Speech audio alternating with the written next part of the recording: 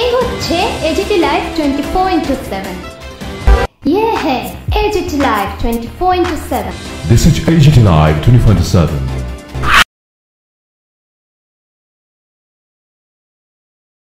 যাতে সবার কাছে আমরা এই বার্তাটি পৌঁছাতে পারি।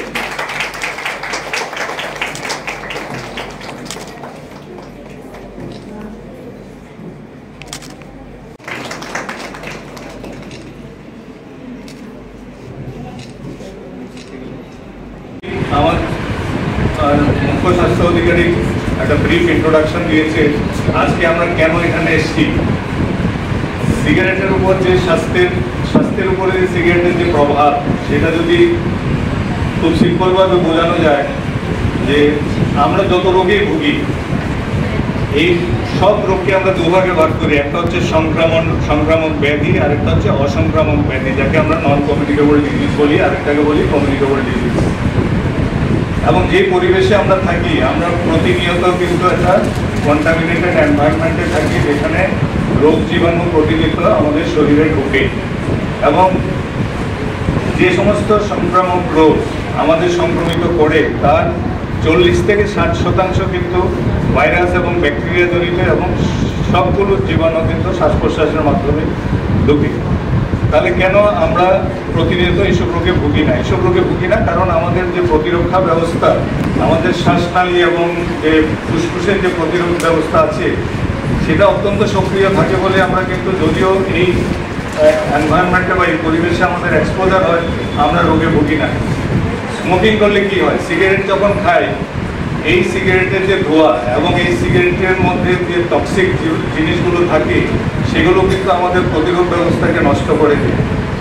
তখনই কিন্তু আমাদের সবসময় উচ্চ ঝুঁকি থাকে এই সংক্রমণ ব্যাধিতে আক্রান্ত হওয়ার।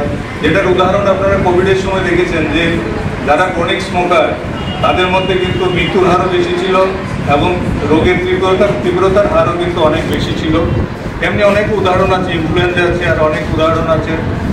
টিবি, যক্ষা রোগ একটা আরেকটা উদাহরণ যেটা বাতাসের মাধ্যমে ছড়ায় এবং যারা স্মোক করে তাদের মধ্যে বেশি হওয়ার প্রবণতা আছে।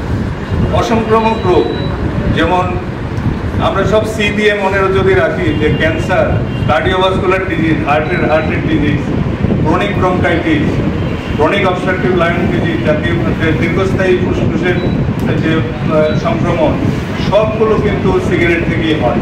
এবং সেই জন্য আজকের দিনটির যথার্থতা আমাদের সবাইকে বুঝতে হবে।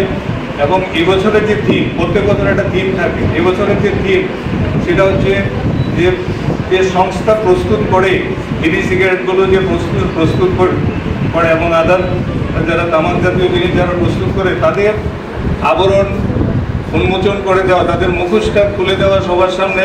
কি মুখোশ? যখন সরকার বিভিন্ন ধরনের রেস্ট্রিকশন এনেছেন তখন কিন্তু এই প্রস্তুতকারক সংস্থাগুলো বিভিন্ন উপায়ে ছদ্মবেশে কিন্তু এই নিকোটিন জাতীয় জিনিসগুলো বাজারজাত করছে, অ্যাট্রাকটিভ পাউচ করে।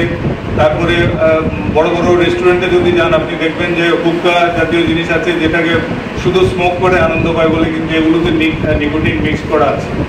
তো আমাদের সবচেয়ে বেশি এতে আমাদের এফেক্টেড হচ্ছে আমাদের যুব সমাজ, যারা স্কুল গোয়িং, যারা কলেজ গোয়িং, যার ফলশ্রুতি আমরা ইনজেক্টেবল ড্রাগ ইউজে তো ভুগছি।